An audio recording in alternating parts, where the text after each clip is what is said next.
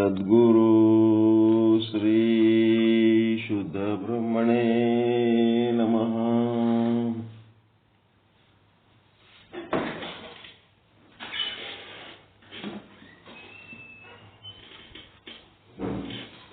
ಸಮಸ್ತ ಶುದ್ಧ ಬ್ರಹ್ಮ ಸ್ವರೂಪರಲ್ಲಿ ಅನಂತ ಅನಂತ ಪ್ರಣಾಮಗಳು. ಶ್ರೀ ವಿಚಾರ ಸಾಗರ ಸಾಧು ನಿಶ್ಚಲ್ ದಾಸ್ಜಿ ಅವರ ಕೃತಿ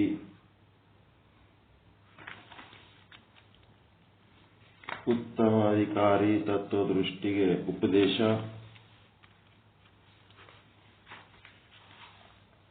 ನಾಲ್ಕನೇ ತರಂಗ, 187ನೇ ವಿಷಯಾಂಕ.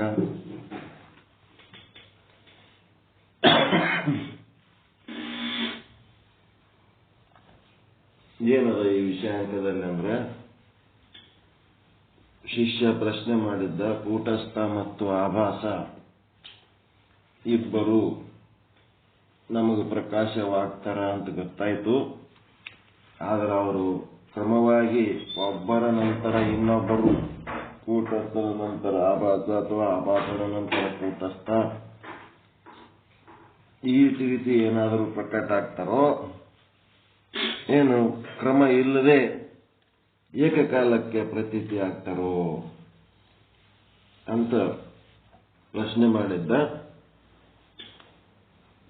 ಆ ಪ್ರಶ್ನೆಗೆ ಉತ್ತರವಾಗಿ ಕೂಟಸ್ಥ ಮತ್ತು ಆಭಾಸ ಹೆಂಗ್ ಪ್ರತೀತಿ ಆಗ್ತಾರ ಅಂತ ಹೇಳಿ ಗುರುಗಳ ಉತ್ತರ, ಏಕಕಾಲದಲ್ಲಿ ಪ್ರತೀತಿ ಆಗ್ತಾರ. ಅಷ್ಟಕ್ಕೆ ಬಿಟ್ಟಿಲ್ಲ ಅವರು,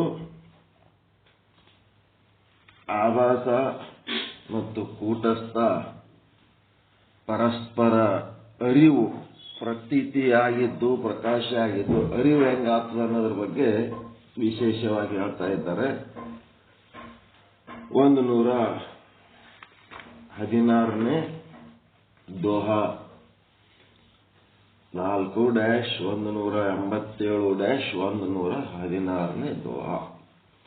ಈ ರೀತಿ ನಡೆದ ಪಾಠ. ಅಲ್ಲಿ ಏನಾಗ್ತದಂದ್ರೆ, ಕೂಟಸ್ಥನಿಂದ ಅರಿಯುವ ವಸ್ತು ಕೂಟಸ್ಥನಿಂದ ಅರಿಸಿಕೊಳ್ಳಲಾರದ ವಸ್ತು, ಆಭಾಸನಿಂದ ಅರಿಸಿಕೊಳ್ಳುವ ವಸ್ತು ಆಭಾಸನಿಂದ ಅರಿಸಿಕೊಳ್ಳಲಾರದ ವಸ್ತು, ಈ ರೀತಿ ತಿಳಿಸಿಕೊಡ್ತಾರೆ. ಮತ್ತು ಕೂಟಸ್ಥನನ್ನು ಅರಿಯುವ ವಸ್ತು,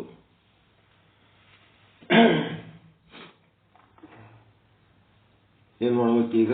ಕೂಟಸ್ಥನಿಂದ ಅರಿಸಿಕೊಳ್ಳುವ ವಸ್ತು ಯಾವುದು? ಆಭಾಸ. ಮತ್ತೆ ಕೂಟಸ್ಥನಿಂದ ಅರಿಸಿಕೊಳ್ಳಲಾರದ ವಸ್ತು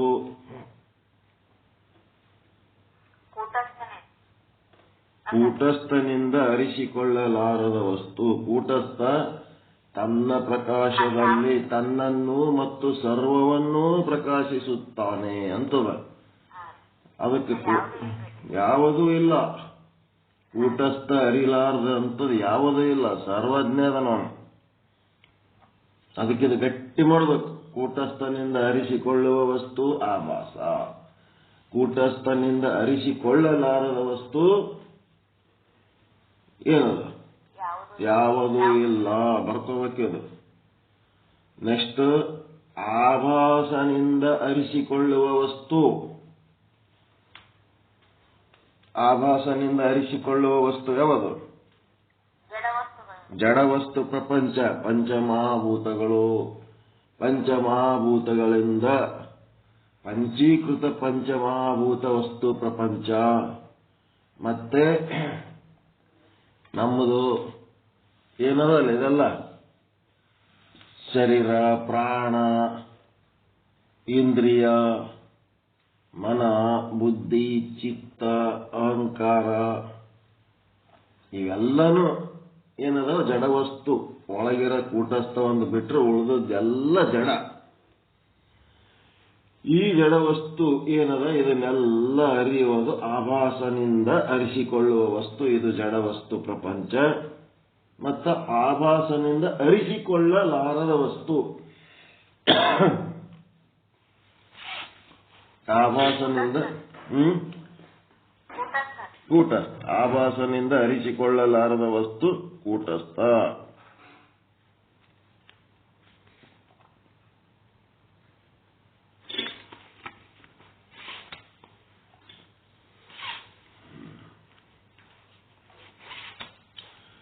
ಕೂಟಸ್ಥನನ್ನು ಅರಿಯುವ ವಸ್ತು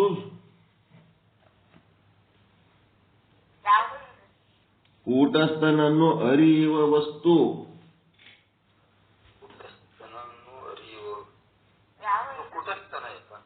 ಕೂಟಸ್ಥನನ್ನು ಅರಿಯುವ ವಸ್ತು ಕೂಟಸ್ಥನೇ. ಕಾನ್ವೆಂಟ್ ಹುಡುಗರ್ಗತ್ಲೆ ಬೈಪಟ್ ಮಾಡಿ ಬರೀ ಅದೇ ಅನ್ಕೋತ್ ಕುಂದ್ರದು.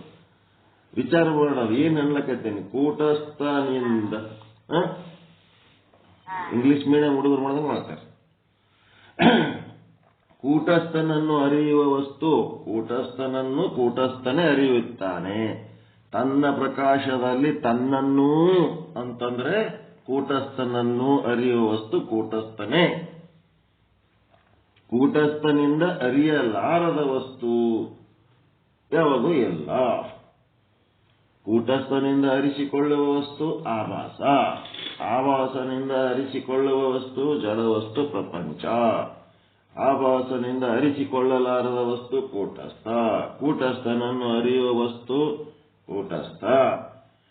ಹಿಂಗ ಇದಕ್ಕೇನಂತಾರ ಈ ರೀತಿ ತಿಳ್ಕೊಳ್ಳೋದಕ್ಕೆ? ವಿವೇಕ. ಬೇರ್ಪಡಿಸಿ ತಿಳಿದುಕೊಳ್ಳುವುದು. ಆತ್ಮ ಅನಾತ್ಮಗಳನ್ನು ಬೇರ್ಪಡಿಸಿ ತಿಳಿದುಕೊಳ್ಳುವುದು. ಅರಿಸಿಕೊಳ್ಳುವ ವಸ್ತು ಅರಿಸಿಕೊಳ್ಳಲಾರದ ವಸ್ತು. ಆತ್ಮ ಅರಿಯುವ ವಸ್ತು ಅನಾತ್ಮ. ಆತ್ಮ ಅರಿಯುವ ವಸ್ತು ಅನಾತ್ಮ ಅರಿಸಿಕೊಳ್ಳುವ ವಸ್ತು. ಇದೆಲ್ಲ ಬೇರ್ಪಡಿಸಿ ತಿಳಿದುಕೊಳ್ಳೋದಕ್ಕೆ ವಿವೇಕನು ಅಂತಾರೆ. ಇದಕ್ಕೆ ವಿಚಾರನು ಅಂತಾರೆ. ವಿಚಾರ ಈ ರೀತಿ ವಿಚಾರ ಇರಬೇಕು. ಗಟ್ಟಿಯಾಗಿ ತಿಳ್ಕೊಳ್ಳೋದು. ಅದಕ್ಕೆ ಕೂಟಸ್ಥನಿಂದ ಅರಿಸಿಕೊಳ್ಳುವ ವಸ್ತು ಏನದಲ್ಲ ಆಭಾಸ ಅದಲ್ಲ. ಕೂಟಸ್ಥನಿಂದ ಅರಿಸಿಕೊಳ್ಳುವ ವಸ್ತು ಆಭಾಸ ಅಂತದಲ್ಲ. ಅದಕ್ಕೆ ಬ್ರಾಕೆಟ್ನಾಗ ಏನ್ ಬರಿಬೇಕು?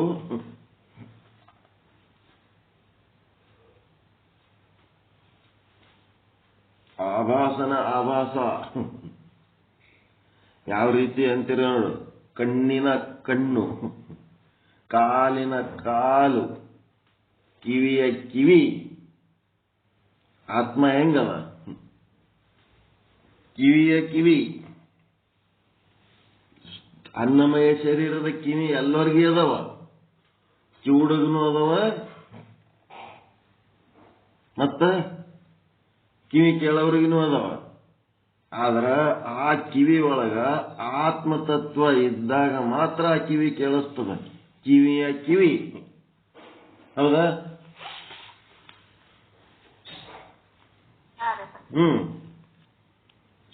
ಕಣ್ಣಿನ ಕಣ್ಣು.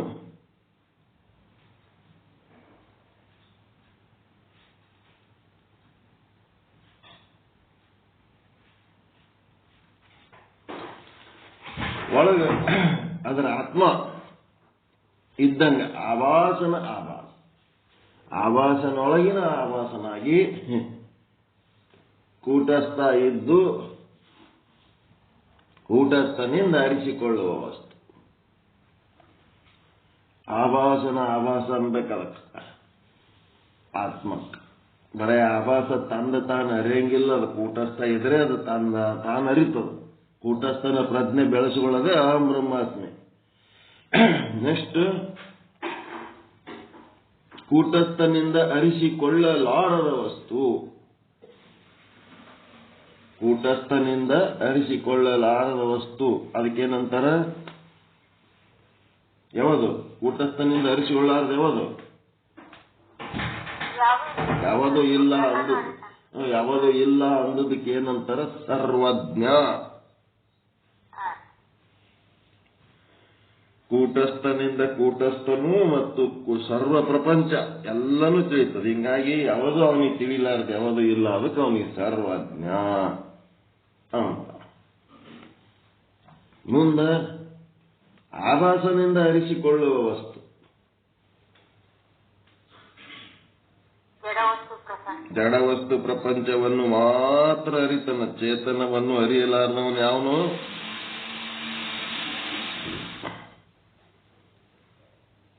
ದೇಹ, ಪ್ರಾಣ, ಮನಸ್ಸು, ಬುದ್ಧಿ, ಚಿತ್ತ ಇವುಗಳನ್ನಷ್ಟೇ ತಿಳಿತಾನೆ. ಚೇತನದ ಕಡೆ ಅವನಿಗೆ ಯಾವುದು ಲಕ್ಷ್ಯನೇ ಇಲ್ಲ. ಅವ ಬರೇ ಪ್ರಯೋಗಗಳು ಮಾಡ್ತಾನ. ಪ್ರಯೋಗ ಮಾಡೋದು, ಪ್ರೂಫ್ ಮಾಡೋದು, ಅದೇ ಕೆಲಸ ಅವನಿಗೆ. ಜಡವಸ್ತು ಪ್ರಪಂಚದೊಳಗ ಒಂದು ಪ್ರಯೋಗ ಪ್ರೂಫ್ ಎಕ್ಸ್ಪೆರಿಮೆಂಟ್ ಮಾಡೋದು, ಒಂದು ಪ್ರೂಫ್ ಮಾಡೋದು. ಅವನಿಗೆ ಜಡವಸ್ತು ಪ್ರಪಂಚ ಬಿಟ್ಟರೆ ಚೇತನ ವಸ್ತುವಿನ ಬಗ್ಗೆ ಜ್ಞಾನ ಇಲ್ಲ. ಯಾರವ?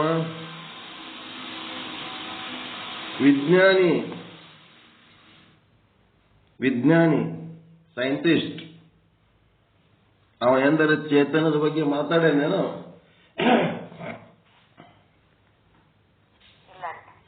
ಬರೇ ಜಡವಸ್ತು ಪ್ರಪಂಚದ್ದೇ ಅವನ ಲೋಕ. ಅದರೊಳಗೆ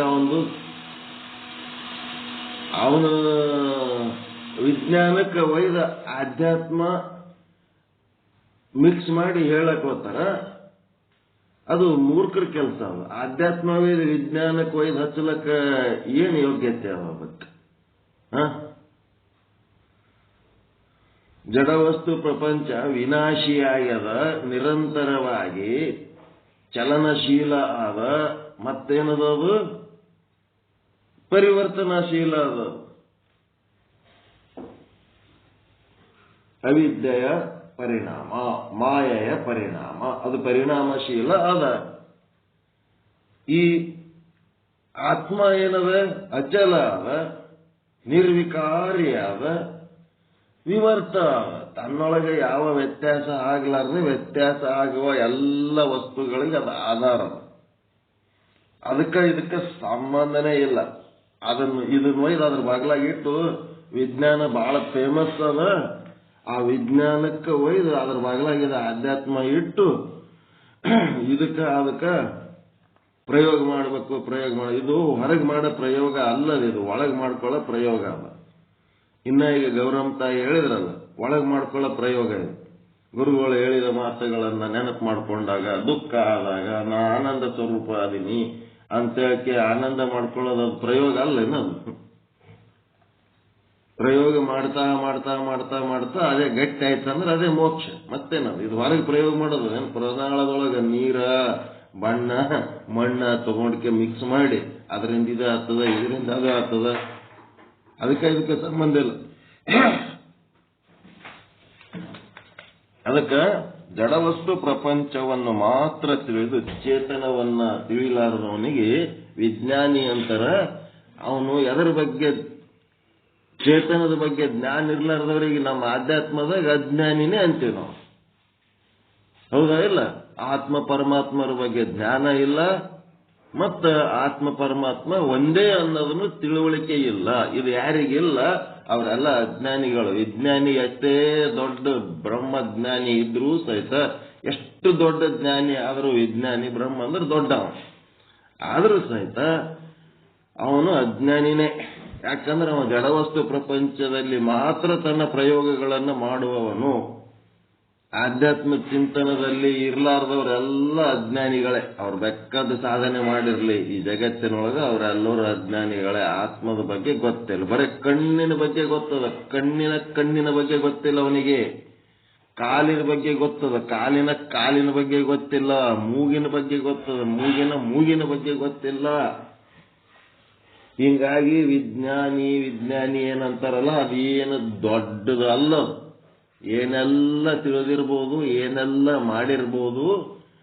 ಆ ವಿಜ್ಞಾನಿಯ ಜಗತ್ತು ಏನದ, ಇಡೀ ಪೃಥ್ವಿ, ಬಸವಣ್ಣವ್ರು ಹೇಳ್ಯಾರ ಒಂದ್ ಕಡೆ, ಇಡೀ ಪೃಥ್ವಿ ನಿಮ್ಮ ಶರಣನ ಚಮ್ಮವುಗೆ ಸರಿ ಬಾರದಯ್ಯ ಅಂತಾರ. ಈ ಜಡವಸ್ತು ಪ್ರಪಂಚ ಏನದಲ್ಲ, ಇಡೀ ಪೃಥ್ವಿ ನಿಮ್ಮ ಶರಣರದು ಒಂದು ಚಪ್ಪಲಿಗೆ ಸಮ ಅಲ್ಲ ಅದು ಅಂತ ಹೇಳ್ತಾರೆ. ಆಧ್ಯಾತ್ಮ ಜೀವಿ ಅಂದ್ರೆ ಎಷ್ಟು ಶ್ರೇಷ್ಠ ಅನ್ನೋದು ಲೆಕ್ಕ ಹಾಕೋರಿ ನೀವು. ಜಡ ವಸ್ತು ಪ್ರಪಂಚದಾಗ ಸಾಧನೆ ಮಾಡಿ ದೊಡ್ಡ ಶ್ರೀಮಂತರಾಗಿರ್ಬಹುದು, ದೊಡ್ಡ ರಾಜಕಾರಣಿಗಳಾಗಿರ್ಬಹುದು, ಮತ್ತು ದೊಡ್ಡ ಅಧಿಕಾರಿಗಳು, ದೊಡ್ಡ ವಿದ್ಯಾವಂತರು, ದೊಡ್ಡ ಹುದ್ದೆವಂತರು, ಅವೇ ದುಡ್ಡು ಆಗ್ಯಾವ ಇದ್ರಾಗ. ಅವೆಲ್ಲದಕ್ಕೂ ಆಸರಾಗಿ ನಿಂತಂತ ಆತ್ಮ ಯಾವದನ್ನೋದು ಅರಿವಿಲ್ಲ ಅಂತಂದ್ರೆ ಅದು ಪೃಥ್ವಿ ಆಗಿ ಕುಂದ್ರು. ಪೃಥ್ವಿ ಅಂದ್ರೆ ಏನು? ಮಣ್ಣು, ಜಡ. ಆ ಪೃಥ್ವಿ ಬೆಕ್ಕದಷ್ಟು ದೊಡ್ಡದಾಗಿರ್ಬೋದು ನಿಮ್ಮ ಜೀವನದಾಗ, ಆದ್ರೆ ಶರಣರದೊಂದು ಚಪ್ಪಲಿಗೆ ಸಮ ಅಲ್ಲ ಅದು ಅಂತ ಹೇಳ್ತಾರೆ. ಅಂದ್ರ ಶರಣ ಆ ಬ್ರಹ್ಮ ಪರಮಾತ್ಮನನ್ನ ಅರಿತು ಅವನು ಎಷ್ಟು ದೊಡ್ಡ ವಿಷಯವನ್ನು ಅರಿತು ಎಷ್ಟು ಅದು ಎಲ್ಲರಿಗೂ ಬೇಕಲ್ಲ, ಪುಣ್ಯ ಬೇಕಲ್ಲ. ಪುಣ್ಯವಂತರಿಗೆ ಮಾತ್ರ ಅದು ತಿಳ್ಕೊಳ್ಳಕ್ ಸಾಧ್ಯ ಆಗ್ತದೆ. ಹರಿಯುವುದಕ್ಕೆ, ಅದರತ್ತ ಹರಿಯುವುದಕ್ಕೆ, ಅದರಲ್ಲಿ ಬೆರೆಯುವುದಕ್ಕೆ, ಅದೇ ತಾನಾಗಿ ತಾನು ಇತರರನ್ನು ಅದರಂತೆ ಮಾಡಿಕೊಳ್ಳುವಂತ ಸಾಮರ್ಥ್ಯ ಅದಕ್ಕೆಲ್ಲ ಪುಣ್ಯವಂತರಿಂದ ಸಾಧ್ಯ ಅದ. ಅದಕ್ಕೆ ನಿಜಗುಣ ಶಿವಯೋಗಿಗಳು ಏನ್ ಹೇಳ್ತಾರೆ?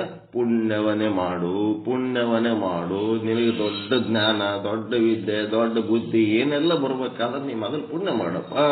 ದುರಿತ ಕರ್ಮವನ್ನು ಅಲ್ಲದಿರು, ಪಾಪ ಮಾಡೋದು ಬಿಡು, ಸ್ವಲ್ಪ ಪುಣ್ಯ ಮಾಡ್ಕೋತಿರು. ನಿನಗ ಇಂಥದೊಂದು ಬ್ರಹ್ಮಜ್ಞಾನ ಉಂಟಾಗಿ ನಿನಗೆ ಪರಮಾನಂದ ಪ್ರಾಪ್ತಿ ಆಗ್ತದೆ, ಸರ್ವ ದುಃಖ ನಿವೃತ್ತಿ ಆಗ್ತದೆ. ನೀ ಪುಣ್ಯ ಮಾಡು ಅಂತೀನಿ, ನೀ ಪಾಪ ಮಾಡಿ ಮಾಡಿ ಮತ್ತ ಅದೇ ಹೊಲಸ್ನಾಗ ಬಿದ್ದು ಒಳ್ಳಾಡ್ತಿದ್ರು ನಾನೇನ್ ಮಾಡ್ಲಪ್ಪ ಅಂತಾರ ನಿಜಗುಣ ಶಿವಯೋಗಿಗಳು. ಅದಕ್ಕೇನಾಯ್ತು? ಆಭಾಸನಿಂದ ಅರಿಸಿಕೊಳ್ಳುವ ವಸ್ತು ಜಡ ವಸ್ತು ಪ್ರಪಂಚ, ಮತ್ತು ಆಭಾಸನಿಂದ ಅರಿಸಿಕೊಳ್ಳಲಾರದ ವಸ್ತು, ಆಭಾಸನಿಂದ ಅರಿಸಿಕೊಳ್ಳಲಾರದ ವಸ್ತು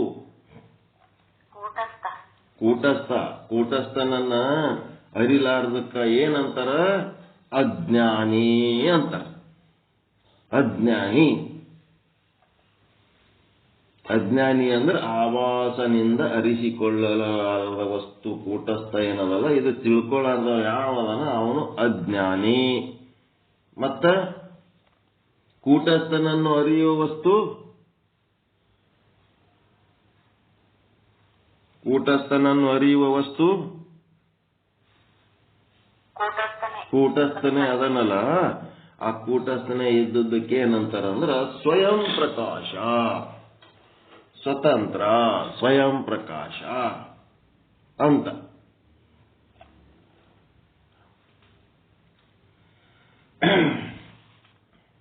ಈಗ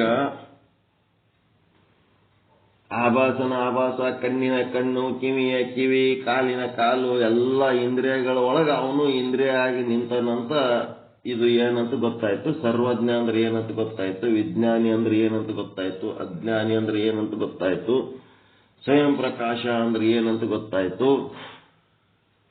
ಅದಕ್ಕೆ ಸ್ವಯಂ ಪ್ರಕಾಶಕ್ಕೆ ಏನಂತಾರ? ಜ್ಞಾನದ ಜ್ಞಾನ, ಜ್ಞಾನದ ಜ್ಞಾನ. ಮತ್ತ ಜ್ಞಾನದ ಅಜ್ಞಾನ ಅಂತಂದ್ರ ಜ್ಞಾನದ ಬಗ್ಗೆ ಗೊತ್ತಿಲ್ಲದಿರುವಿಕೆ.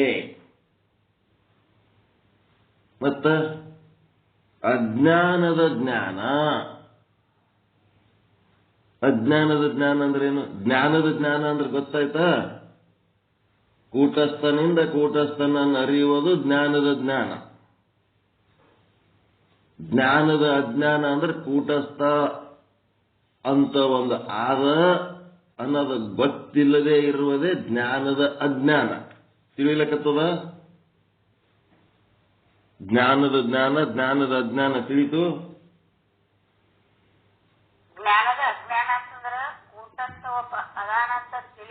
ಅದ್ರ ಬಗ್ಗೆ ಅರಿವಿಲ್ಲದೆ ಜಗತ್ತೆಲ್ಲ ಏನೆಲ್ಲ ತಿಳ್ಕೊಂಡಿರ್ಬಹುದು,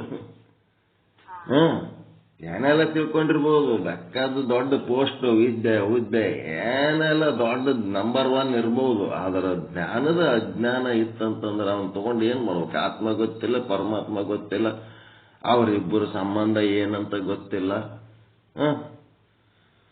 ಅದಕ್ಕೆ ಜ್ಞಾನದ ಅಜ್ಞಾನ.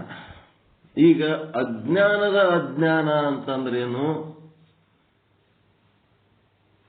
ನನಗೆ ಅಜ್ಞಾನ ಅದಪ್ಪ, ಪರಮಾತ್ಮನ ಬಗ್ಗೆ ನನಗೆ ಗೊತ್ತಿಲ್ಲ ಅನ್ನೋದು ಅಜ್ಞಾನದ ಅಜ್ಞಾನ. ಅಜ್ಞಾನದ ಬಗ್ಗೆನೇ ಜ್ಞಾನ ಇಲ್ಲ ನನಗೆ ಅದು ಗೊತ್ತಿದ್ದಿದ್ದಿಲ್ಲ. ಈಗ ವಿಚಾರ ಸಾಗರ ಮೊದಲು ನನಗೆ ಗೊತ್ತೇ ಇರಲಿಲ್ಲ. ಅವಾಗ ನೀವು ಗೊತ್ತಿದ್ದಿದ್ದಿಲ್ಲ, ವಿಚಾರ ಸಾಗರ ಅಂದ್ರೂ ಗೊತ್ತಿರಲಿಲ್ಲ. ಇದು ಅಜ್ಞಾನದ ಅಜ್ಞಾನ. ಪರಮಾತ್ಮ ಅಂದ್ರೇನು, ಆತ್ಮ ಅಂದ್ರೇನು, ಇದು ಗೊತ್ತಿರ್ಲಾರ್ದು ಅಜ್ಞಾನ. ಮತ್ತ ಅದರದ್ದು ಅಜ್ಞಾನ ಅಂತಂದ್ರೇನು, ಅವಿವೇಕ ಅಂತಾರೆ ಇದಕ್ಕೆ. ಅಜ್ಞಾನದ ಅಜ್ಞಾನ ಅಂದ್ರೆ ಇದು ಹೇಳಕ್ ಹೋದ್ರ ಕೇಳ್ರಿ, ಯಾರಿಗಾರ ಹೋಗಿ ನಿಮ್ಗೆ ಅಧ್ಯಾತ್ಮ ಏನಾರ ಇಂಟ್ರೆಸ್ಟ್ ಅದ ಏನು ಅಂತ ಕೇಳ್ರಿ. ಕೇಳಿದ ಹೊತ್ನಾಗ ಗೊತ್ತದ ಏನಂತ ಕೇಳ್ರಿ. ಮೊದಲು ಅಧ್ಯಾತ್ಮ ನಿಮಗೆ ಗೊತ್ತದ ಏನು ಅಂತ ಕೇಳ್ರಿ.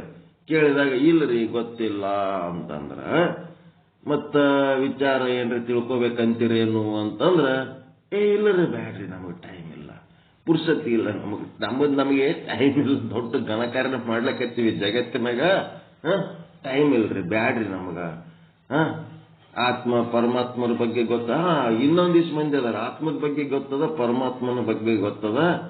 ಆದ್ರ ಆತ್ಮನೇ ಪರಮಾತ್ಮ, ಪರಮಾತ್ಮನೇ ಆತ್ಮ ಅಂತೇಳಿ ಜೀವೋ ಬ್ರಹ್ಮ ಅದು ಬ್ಯಾಡ್ರಿ ನಮಗೆ, ಅದು ಬೇಡ್ರಿ. ಆ ಮಟ್ಟದ ಜ್ಞಾನ ನಮಗೆ ಬೇಡ. ನಾವು ಆತ್ಮ ಪರಮಾತ್ಮ ಬೇರೆ ಬೇರೆ ಅಂತೇಳಿ ದ್ವೈತದಾಗೆ ಇರ್ತೀವಿ ಅಂತ ದ್ವೈತಾಪತ್ತಿ ಜನರಾಗಲಿ, ಅಥವಾ ಅದು ಆತ್ಮನೂ ಬೇಡ ಪರಮಾತ್ಮನೂ ಬೇಡ ಅನ್ನಂತ ಜನರೇನದಾರಲ್ಲ, ಇವರೆಲ್ಲ ಅವಿವೇಕಿಗಳು, ಇವರೆಲ್ಲ ಅಜ್ಞಾನಿಗಳು.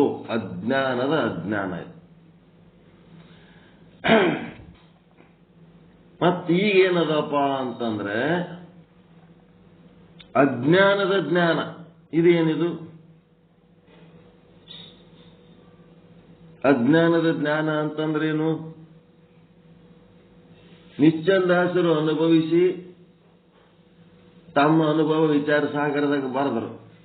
ಬಸವಾದಿ ಶರಣರು ತಮ್ಮ ವಿಚಾರ ಸಾಗರದಾಗ ಬರೆದರು.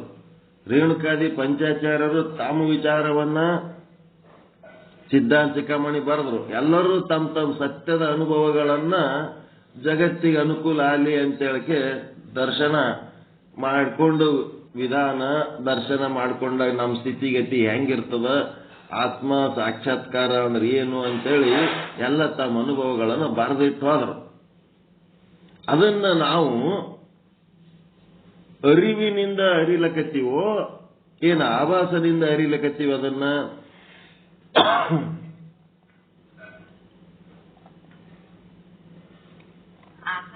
ಆಭಾಸನಿಂದ ಅರಿಲಕತ್ತೀವಿ ನಾವು. ಅಜ್ಞಾನದ ಜ್ಞಾನ ಇದು. ವಿಚಾರ ಸಾಗರ ಏನದ ಅಂತಂದ್ರೆ ಆಭಾಸನಿಂದ ಇದು ಓದಿ, ಆಭಾಸನಿಂದ ತಿಳ್ಕೊಂಡು, ಆಭಾಸ ಇನ್ನೊಬ್ಬ ಆಭಾಸ ತಿಳಿಸಿ ಹೇಳಕತ್ತಾನೆ. ಅದು ಯಾರ್ದೋ ಸತ್ತವರ ಪತ್ರ, ನಿಶ್ಚಲ್ದ ಸತ್ತೋಗ್ಬಿಟ್ಟನ್ ಬರೆದಿಟ್ಟು, ಅವನೊಂದು ಪತ್ರ ಸಿಕ್ಕದ, ಓದ್ಕೊತ್ ಕೂತೇರಿ. ಸತ್ತವರ ಪತ್ರವನ್ನು ಓದಿದಡೆ ಎತ್ತಣ ಮುಕ್ತಿ, ಅಹಂ ಬ್ರಹ್ಮಾಸ್ಮಿ ತತ್ವಮಸಿ ಎಂದು ಸತ್ತಿತಲ್ಲ ನಾಯಸಾವ. ಅಜ್ಞಾನದ ಜ್ಞಾನ ಅಲ್ಲ, ಅರಿವಿನಿಂದ ಜ್ಞಾನ ಮಾಡ್ಕೋಬೇಕು.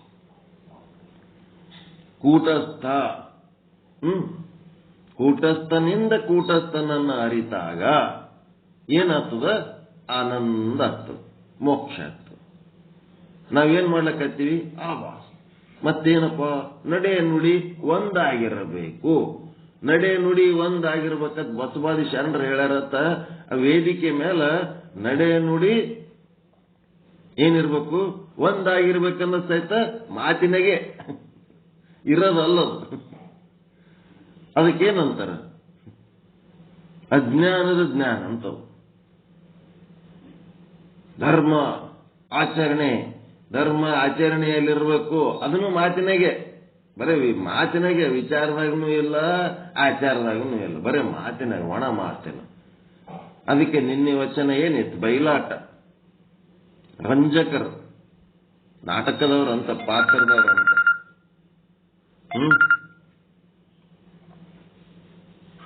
ಅದಕ್ಕೆ ಜ್ಞಾನದ ಜ್ಞಾನ, ಜ್ಞಾನದ ಅಜ್ಞಾನ, ಅಜ್ಞಾನದ ಜ್ಞಾನ, ಅಜ್ಞಾನದ ಅಜ್ಞಾನ, ಇವೆಲ್ಲ ಏನದವ? ಬಿಡಿಸಿ ತಿಳ್ಕೊಳ್ಳೋಕೆ ಇವೆಲ್ಲ ಅಜ್ಞಾನದ ಜ್ಞಾನ. ನಮಗೆ ಯಾಕೆ ಇದು ಉಪಯೋಗ ಆಗ್ತಾ ಇಲ್ಲ, ನಮ್ಗೆ ಯಾಕೆ ಇದು ಅನುಭವಕ್ಕೆ ಬರ್ತಾ ಇಲ್ಲ ಅಂತಂದ್ರೆ ಇದನ್ನ ನಾವು ಜ್ಞಾನದ ಜ್ಞಾನ ಮಾಡ್ಕೊಂಡಿಲ್ಲ. ಅಜ್ಞಾನದ ಜ್ಞಾನಗಳನ್ನ ತುಂಬಿಕೊಂಡು ಕೂತೀವಿ ನಾವು. ಔಷಧ ತಗೊಂಡಿವಿ, ಔಷಧ ತಗೊಂಡಿವಿ, ಒಳ್ಳೆ ಲ್ಯಾಬೊರೇಟರಿ ಟೆಸ್ಟ್ ಮಾಡಿಸಿವಿ, ಮತ್ತೇನ್ ಮಾಡಿವಿ, ಒಳ್ಳೆ ಡಾಕ್ಟರ್ಗೂ ತೋರಿಸಿವಿ, ಶಾಸ್ತ್ರದ ಪ್ರಕಾರ ಯಾವ ಜಡ್ಡಿಗೆ ಏನು ಔಷಧ ಕೊಡಬೇಕು ಕೊಟ್ಟಿವಿ ಅಂತ ಡಾಕ್ಟರ್ನು ಅಂತನ, ಟೆಸ್ಟ್ನು ಬರೋಬ್ಬರಿ ಆಗ್ಯದ, ಎಲ್ಲಾನು ಆಗ್ಯದ. ಎಲ್ಲಾನು ಬಲ್ಲಿ ಇಟ್ಕೊಂಡು ಕುಂತೀವಿ. ಅವು ಟ್ಯಾಬ್ಲೆಟ್ಸು ಮೆಡಿಸಿನ್ಸು ಏನದಾವ ಅವು ತಗೊಂಡು ಜೋಬ್ನಾಗ ಹಾಕೊಂಡು ಕೂತ್ಬಿಟ್ಟಿವಿ. ಮನ್ಯಾಗ ತಂದು ಟೇಬಲ್ ಮೇಲೆ ಇಟ್ಬಿಟ್ಟಿವಿ. ಇಷ್ಟು ಬರೆದು ಕೊಟ್ಟಾರ ನೋಡ್, ಇಷ್ಟು ಔಷಧಿಗಳು ಬರ್ದಾರ ನೋಡ್, ಎಲ್ಲ ತಂದಿಟ್ಟಿನ್ ನೋಡ್. ಮುಂದೇನ್ ಮಾಡ್ಬೇಕು? ಅವು ನುಂಗ್ಬೇಕಾ ಬೇಡ? ಗುಳಿಗೆ ಅಲ್ಲೇ ಇಟ್ಟು ಪತ್ತೆ ಹಿಂಗ್ ಮಾಡ್ಬೇಕಂತ ಹೇಳ್ಯಾರ ನೋಡು, ಇದು ತಿನ್ಬಾರ್ದಂದಾರ, ಇದು ತಿನ್ಬೇಕಂತ ಹೇಳ್ಯಾರ ಅಂತೆಲ್ಲ ಹೇಳಿ ತಿನ್ಬಾರ್ದನ್ನೋದು ಬಿಡ್ಲಿಲ್ಲ, ತಿನ್ಬೇಕನ್ನೋದು ತಿನ್ಲಿಲ್ಲ, ಔಷಧ ಗುಳಿಗೆಗಳು ನುಂಗಲಿಲ್ಲ, ಪತ್ತೆ ಮಾಡಲಿಲ್ಲ, ಚಿಕಿತ್ಸೆ ಸರಿಯಾಗಿ ತಗೊಳ್ಳಿಲ್ಲ ಅಂತಂದ್ರೆ ಗುಳಿಗೆಯ ಔಷಧದ ಎಲ್ಲ ಪತ್ತೆ ಏನ್ ಮಾಡ್ಬೇಕನ್ನ ಜ್ಞಾನ ಇದ್ರೂ ಸಹಿತ ಏನಾಗ್ಯದ? ಅದು ಅಜ್ಞಾನದ ಜ್ಞಾನ ಆಗ್ಯದ. ಅದನ್ನ ಅರಿವಿನಿಂದ ಹೇಳರಪ್ಪ ಮಾಡಬೇಕು ಅಂತೇಳಿ ಫಾಲೋ ಅಪ್ ಮಾಡಿದರೆ ಏನಾಗ್ತದ?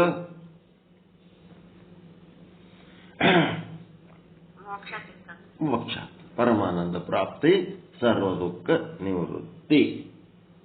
ಅನುಭವದ ಮಾತದ ಇದು, ಬರೇ ಪಾಠ ಅಲ್ಲ ಇದು, ಅನುಭವದು. ಅನುಭವಿಸೋದ್ರ ಬಗ್ಗೆನೇ ಮಾತಾಡ್ತಾರೆ ಈಗ ಅವರು. ಒಂದು ದೃಷ್ಟಾಂತ. ಏನು ದೃಷ್ಟಾಂತ? ಸೂರ್ಯನ ಎದುರಿಗೆ ಕನ್ನಡಿ ಹಿಡಿದಿದೆ. ಒಂದು ಕನ್ನಡಿ ಹಿಡಿದೆ, ಸೂರ್ಯನ ಮುಂದೆ ಕನ್ನಡಿ ಹಿಡಿದ್ರೆ ಏನಾಯ್ತು? ಕನ್ನಡಿಯ ದುಂಡಾದ ಬೆಳಕು ಗೋಡೆಯ ಮೇಲೆ ಬಿದ್ದಿದೆ. ಮನಿ ಒಳಗ ಕತ್ತಲದ, ಆ ಕತ್ತಲ ಮನಿ ಒಳಗ ಬಾಗ್ಲ ತೆರೆದಿರಿ, ಅದ್ರೊಳಗ ಸೂರ್ಯಂದು ಒಂದು ದುಂಡಾದ ಬೆಳಕು ಬಿದ್ದದ. ಕನ್ನಡಿ ಬೆಳಕ ಓಡ್ ಸೈಡ್ ನೋಡಿರಿಲ್ಲ? ಕನ್ನಡಿ ಬೆಳಕು, ಕನ್ನಡಿ ಬೆಳಕು, ಕನ್ನಡಿ ಸೂರ್ಯ ಗಿಡಕ್ಕೆ ಬೆಳಕು ಮನೆಗೆಲ್ಲ ಓಡ್ ಸೈಡ್ ನೋಡಿರ ಇಲ್ಲ ಸಣ್ಣ ಹುಡುಗರಿದ್ದಾಗ? ಮತ್ತ ಅದು ಮಾಡೋ ಟೈಮ್ದಾಗ ದೊಡ್ಡವರ ಕನ್ನಡಿ ಕಸ್ಕೊಂಡು ಒಳಗಿಡ್ತಿದ್ರು. ಯಾಕೆ ಇಡ್ತಿದ್ರು? ಅದು ಸೂರ್ಯನ ಬಿಸಿಲಿಗೆ ಕನ್ನಡಿ ಖರಾಬ್ ಆಗಿ ಹೋಗ್ಬಿಡ್ತು, ಅದು ಮಬ್ಬಾಗ್ಬಿಡ್ತದ, ಅದು ಕರಗಿ ಹೋಗ್ಬಿಡ್ತದ, ಮ್ಯಾಲಿಂದು ಶೈನಿಂಗ್ ಹೋಗ್ಬಿಡ್ತಂತಂದ್ರ ಮಬ್ಬಾಗ್ಬಿಡ್ತದ, ಮಾರಿ ಚಂದ ಕಾಣಂಗಿಲ್ಲ. ಅದಕ್ಕ ಹಿಂದದು ಪಾರ ಜಚ್ಚಿರ್ತಾರಲ್ಲ, ಅದನ್ನು ಕೆಟ್ಟೋಗ್ಬಿಡ್ತದ ಸೂರ್ಯನ ಬಿಸಿಲಿಗೆ ಬಹಳ ತಡದಾರ. ಸೂರ್ಯನ ಎದುರಿಗೆ ಒಂದು ಕನ್ನಡಿ ಹಿಡಿದಿದೆ. ಕನ್ನಡಿ ದುಂಡಾದ ಬೆಳಕು, ಕನ್ನಡಿಯ ದುಂಡಾದ ಬೆಳಕು ಬಿದ್ದಿದೆ, ಗೋಡೆಯ ಮೇಲೆ ಬಿದ್ದಿದೆ. ಆ ದುಂಡಾದ ಬೆಳಕನ್ನ ಕನ್ನಡಿಯ ಮೂಲಕ ಚಲಿಸಿದಾಗ, ಕನ್ನಡಿ ಅಳ್ಳಾಡಿಸಿದ್ರೆ ಅದನ್ನು ಅಳ್ಳಾಡ್ತದ. ಯಾವುದಾದರೂ ಮನೆಯ ಒಳಗಿನ ವಸ್ತುವನ್ನು ನೋಡ್ಬೋದು. ಮನಿ ಒಳಗ ಕತ್ತಲದ, ಕತ್ತಲ ಮನಿ ಒಳಗ ಇದು ಸೂರ್ಯನ ಬೆಳಕು ಹಾಕ್ಯಾನ ಕನ್ನಡಿಲಿಂತ. ಆ ಕನ್ನಡಿ ಹೆಂಗ್ ಹೊಳಸಾಡ್ತೀರಿ ಹಂಗಂಗ ಅದ ಬೆಳಕು ಏನಾಗ್ತದ ಮನಿ ಒಳಗೆ ಎಲ್ಲಾ ಕಡೆ ಅಡ್ಡಾಡ್ತದ. ಆ ಬೆಳಕಿನೊಳಗೆ ಏನಾದರೂ ವಸ್ತುವನ್ನು ನೋಡಬಹುದು. ಆದರೆ ಆ ಬೆಳಕನ್ನ ಸೂರ್ಯನ ಕಡೆಗೆ ಚಲಿಸಿದಾಗ ಆ ಬೆಳಕು ಸೂರ್ಯನ ಮೇಲೆ ಬಿತ್ತೋ ಇಲ್ಲವೋ? ಅದನ್ನೇ ಒಳ್ಳೆ ನೀವು ಸೂರ್ಯನ ಕಡೆ ಹೊಳಿಸಿದ್ರೆ ಅದು ಸೂರ್ಯನ ಕಡೆ ಮೇಲೆ ಬೀಳ್ತದೇನು? ಬೀಳಂಗಿಲ್ಲ. ಸೂರ್ಯನನ್ನು ನೋಡುವುದಕ್ಕೆ ಕನ್ನಡಿಯ ಬೆಳಕು ಬೇಕಾಗಿಲ್ಲ.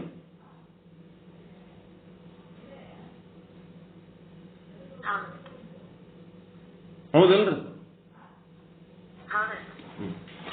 ಒಂದೇ ನಿಮಿಷ ಚರ್ಚೆ ಮಾಡ್ರಿ ಈ ವಿಷಯದಾಗ.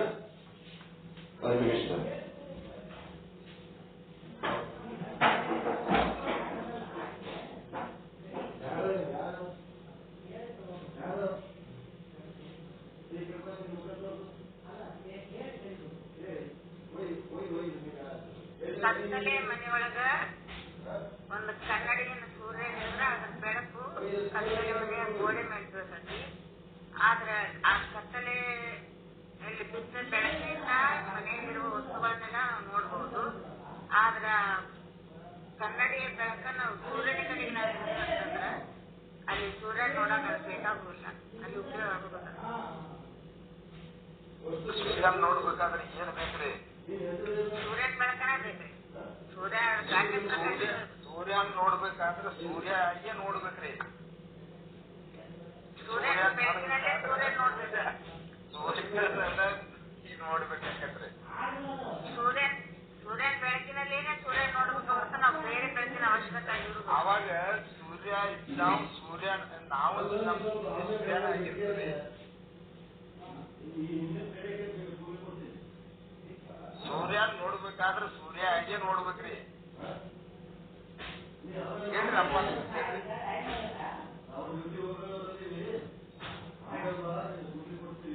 ವಸ್ತುಗಳನ್ನು ನೋಡೋದು ಗೊತ್ತೈತ್ರಿ, ಅದಕ್ಕೆ ಸೂರ್ಯನ ಬೆಳಕಿನಲ್ಲಿ ನೋಡೋದು ಅಂತ ಹೇಳಕತ್ತೈತಿ. ಮೊದಲು ನಾನು ಈಗ ಕತ್ತಲೆ ಒಳಗಿನ ಒಂದ್ ಮನೆ ಕನ್ನಡಿಯ ಬೆಳಕಿನಾಗ ಮನೆಯೊಳಗಿಂದು ಸಾಮಾನೆಲ್ಲ ನೋಡ್ತೇವೆ. ಆದ್ರೆ ಅದನ್ನ ಬೆಳಕಿನ ನಾವು ಸೂರ್ಯನ ಕಡೆ ಅದನ್ನ ಬಳಸಿದ್ವಿ ಅಂದ್ರೆ ಸೂರ್ಯ ನೋಡಕ್ ಆ ಬೆಳಕು ಬೇಕಾಗ್ತೈತೆ ಇರ್ಲಿ.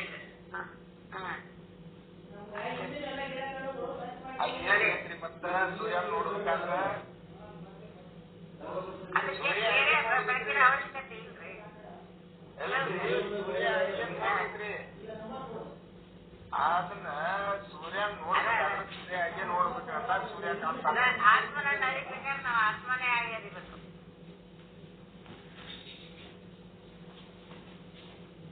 ಸೂರ್ಯನ ನೋಡ್ಬೇಕಾದ್ರೆ ಸೂರ್ಯ ಆಗಿ ನೋಡಿದಾಗ ಸೂರ್ಯ ಕಾಣ್ತಾನೆ. ಸೂರ್ಯನ ಅದ್ ಸ್ಥಿತಿನ ಹಂಗ ಆಗಿರ್ತದ್ರಿ. ಸೂರ್ಯನ ಆಗಿರ್ತದೆ ಹೆಂಗ್ರಿ ಗುರುಗಳ್ರೆ?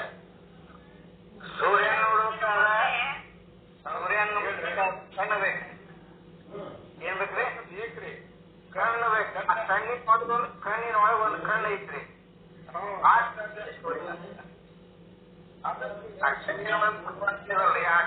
ಸೂರ್ಯ. ಕಣ್ಣಿಗೆ ಕಣ್ಣು ಆಗುದನ್ನ ಸೂರ್ಯ ಆಗ್ತಾನೆ. ಕಣ್ಣಲ್ಲಿ ಕಣ್ಣಿನ ಒಳಗೊಂದು ಕಣ್ಣದ್ರಿ, ಅದು ಸೂರ್ಯ. ಕಣ್ಣಿನ ಕಣ್ಣಿದ್ದು ಸೂರ್ಯ ಸೂರ್ಯ ಹೋಗ್ಬೇಕಾಕತ್ರಿ.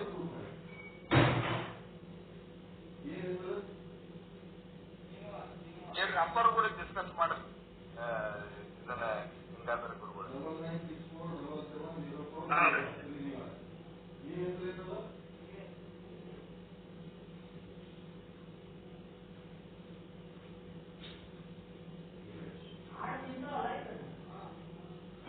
ಸೂರ್ಯ ಏನ್ ಹಂಗ ಕಾಣ್ತಾನೆ?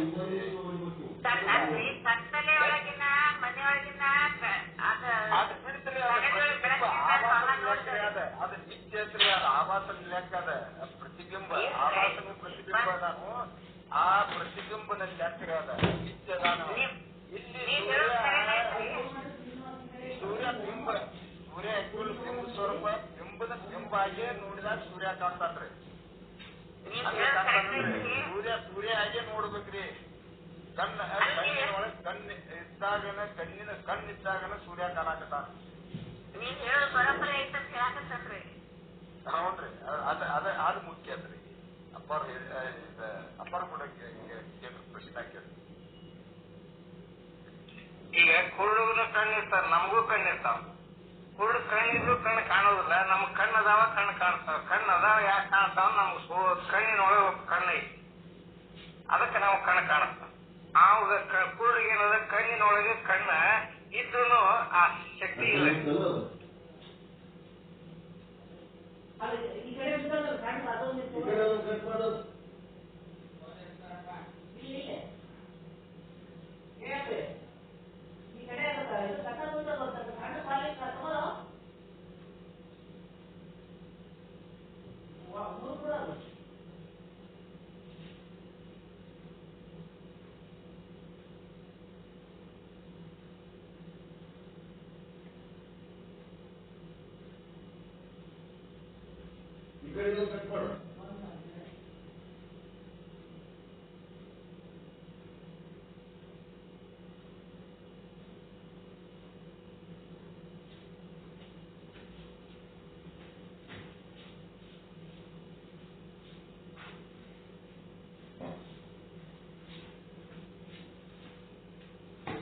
ಆಯ್ತ್ರಿ ಚರ್ಚೆ.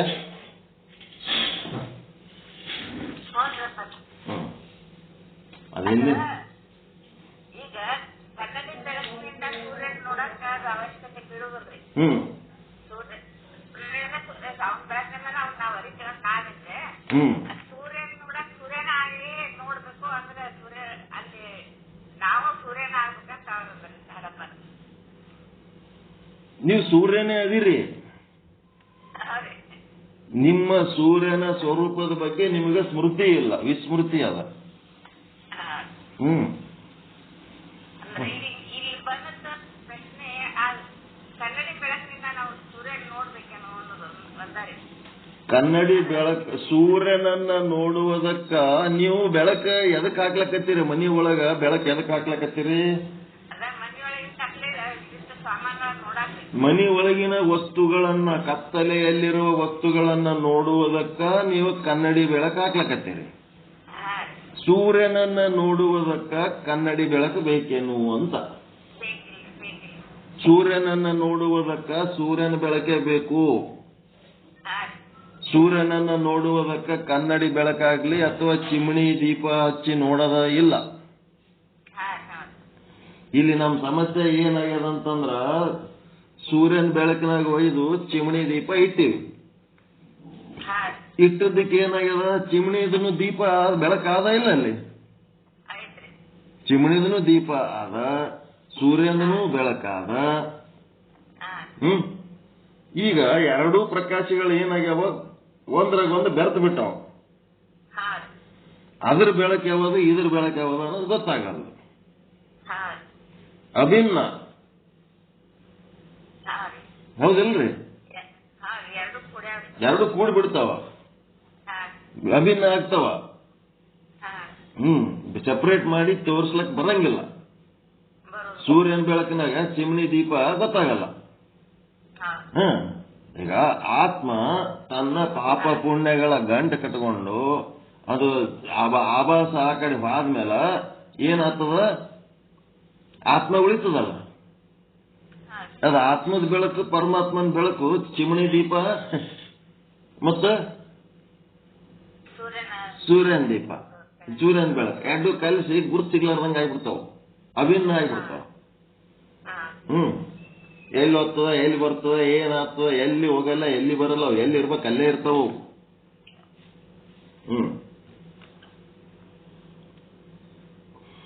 ನೆಕ್ಸ್ಟ್ ಏನಪ್ಪಾ ಅಂತಂದ್ರೆ, ಸೂರ್ಯನ ಎದುರಿಗೆ ಒಂದು ಕನ್ನಡಿ ಹಿಡಿದಿದೆ. ಕನ್ನಡಿಯ ದುಂಡಾದ ಬೆಳಕು ಗೋಡೆಯ ಮೇಲೆ ಬಿದ್ದಿದೆ. ಆ ದುಂಡಾದ ಬೆಳಕನ್ನು ಕನ್ನಡಿಯ ಮೂಲಕ ಚಲಿಸಿ ಯಾವುದಾದರೂ ವಸ್ತುವನ್ನು ನೋಡಬಹುದು. ಆದರೆ ಆ ಬೆಳಕನ್ನು ಸೂರ್ಯನ ಕಡೆಗೆ ಚಾಲಿಸಿದಾಗ ಆ ಬೆಳಕು ಸೂರ್ಯನ ಮೇಲೆ ಬಿತ್ತೋ ಇಲ್ಲವೋ? ಇಲ್ಲ. ಕನ್ನಡಿಯ ಬೆಳಕಿನ ಆಟ ಕೇವಲ ಗೋಡೆಯ ಮೇಲಷ್ಟೇ. ಕನ್ನಡಿಯ ಬೆಳಕಿನ ಆಟ ಸೂರ್ಯನ ಮೇಲೆ ನಡೆಯುವುದಿಲ್ಲ.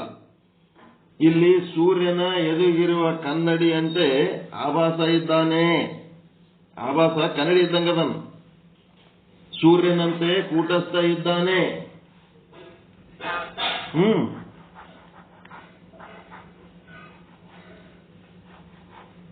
ಕನ್ನಡಿ ಇದ್ದಂಗ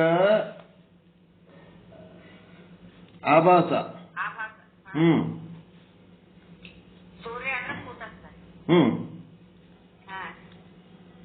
ಸೂರ್ಯ ಅಂದ್ರ ಕೂಟಸ್ಥ.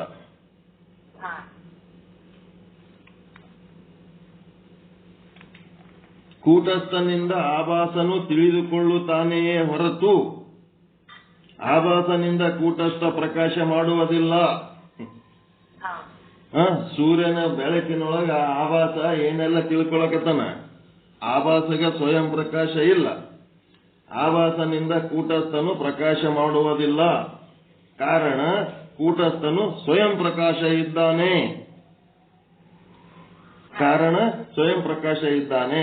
ಸ್ವಯಂ ಪ್ರಕಾಶ ಅಂದ್ರೆ ಸಾಮಾನ್ಯ ಚೇತನನಾಗಿದ್ದಾನೆ. ಸ್ವಯಂ ಪ್ರಕಾಶ ಅಂದ್ರೆ ಸಾಮಾನ್ಯ ಚೇತನನಾಗಿದ್ದಾನೆ. ಓಕೆನಾ? ಕೂಟಸ್ಥನು ಸ್ವಯಂ ಪ್ರಕಾಶ ಇದ್ದಾನೆ ಮತ್ತು ಸ್ವಯಂ ಪ್ರಕಾಶ ಅಂದ್ರೆ ಸಾಮಾನ್ಯ ಚೇತನನಾಗಿದ್ದಾನೆ. ಈಗ ಕನ್ನಡಿಲಿಂದ ಹಾಕಿದ್ದೇವದು ವಿಶೇಷ ಚೇತನ. ಅದು ಕನ್ನಡಿ ಬೆಳಕು ಏನದಲ್ಲ, ಓಡಾಡ್ತದ. ಸಾಮಾನ್ಯ ಚೇತನದೊಳಗೆ ಅಗ್ನಿ ಉಂಟಾಗಂಗಿಲ್ಲ. ಭೂತಗನ್ನಡಿ ಹಿಡಿದು ನೀವು ಆ ಎಲ್ಲ ಕಿರಣಗಳನ್ನ ಏಕೀಕರಣ ಮಾಡಿದ್ರಿ ಅಂತಂದ್ರೆ ಅದು ವಿಶೇಷ ಚೇತನ ಆಗ್ತದ. ಅವಾಗ ಬೆಂಕಿ ಹತ್ತದ, ಬಟ್ಟಿ ಕಾಗದ ಎಲ್ಲ ಸುಡ ಶಕ್ತಿ ಬರ್ತದ. ಅದಕ್ಕ ಸ್ವಯಂ ಪ್ರಕಾಶ ಅಂದ್ರೆ ಸಾಮಾನ್ಯ ಚೇತನ.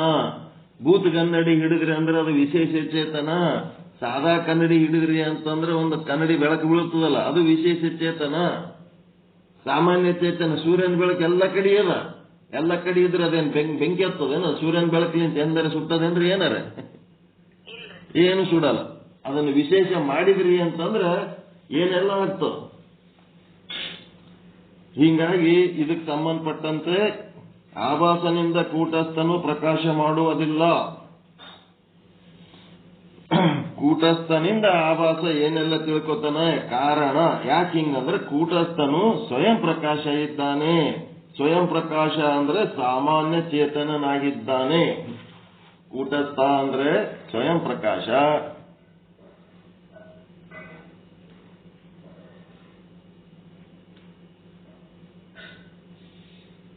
ಕೂಟಸ್ಥ ಅಂದ್ರೆ ಸ್ವಯಂ ಪ್ರಕಾಶ. ಸ್ವಯಂ ಪ್ರಕಾಶ ಅಂದ್ರೆ ಸಾಮಾನ್ಯ ಚೇತನ.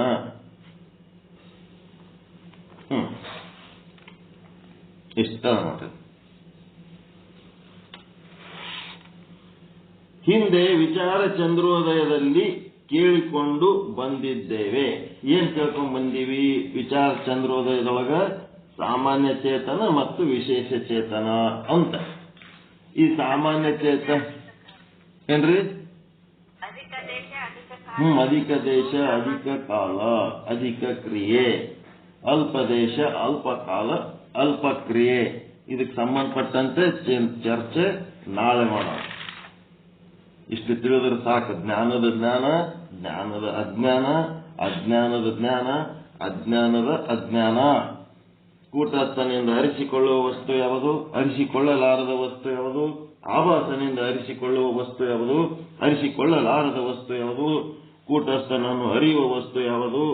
ಹಿಂಗೆಲ್ಲ ತಿಳ್ಕೊಳ್ಳೋದು. ಸ್ವಯಂ ಪ್ರಕಾಶ ಯಾವುದು? ಅಜ್ಞಾನಿ ಯಾವುದು? ವಿಜ್ಞಾನಿ ಯಾವುದು? ಸರ್ವಜ್ಞ ಯಾವುದು?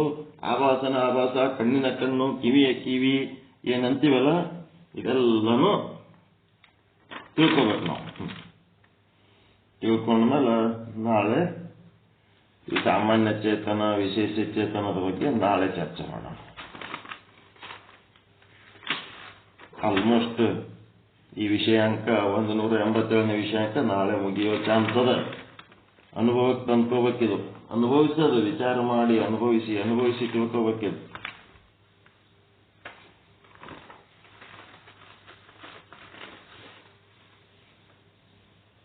ಒಂದು 187ನೇ ವಿಷಯಾಂಕದಿಂದ ಇದು 205ನೇ ವಿಷಯಾಂಕದ ತನಕ ಈಗಿದು ಫಸ್ಟ್ ಅನುಭವ ಚಾಲುವಾಗ್ಯದ. ಆತ್ಮದ ಅನುಭವ ಹೆಂಗ ಅನ್ನೋದು ಹೇಳ್ಕೊತ ಹೋಗ್ಲಕತ್ತಾರ. 187ನೇ ವಿಷಯಾಂಕ ಇದು ಪ್ರಥಮ ವಿಷಯಾಂಕ, ಅನುಭವದ ವಿಷಯಾಂಕ ಇದು. ನೆಕ್ಸ್ಟ್ 188ನೇ ವಿಷಯಾಂಕ ನಾಳೆ ಚಾಲು ಆಗ್ತದ, ಇಲ್ಲ ನಾಳೆ ಚಾಲು ಆಗ್ತದೆ. ಈ ಪಾಠಗಳು ಮೇಲೆ ಮೇಲೆ ಮೇಲೆ ಕೇಳಿಕೊಂಡು ಯಾವುದರ ಜ್ಞಾನ ಯಾವುದರಿಂದ ಆಗ್ಯದ, ಯಾವುದರ ಅಜ್ಞಾನ ಯಾವ ಕಾರಣಕ್ಕ ಆಗ್ಯದ ಎಲ್ಲಾನು ಡಿಟೇಲ್ ಆಗಿ ಹೇಳ್ತಾರೆ. ಆ ಅಜ್ಞಾನ ಎದರಿಂದ ಕಳೀತದ,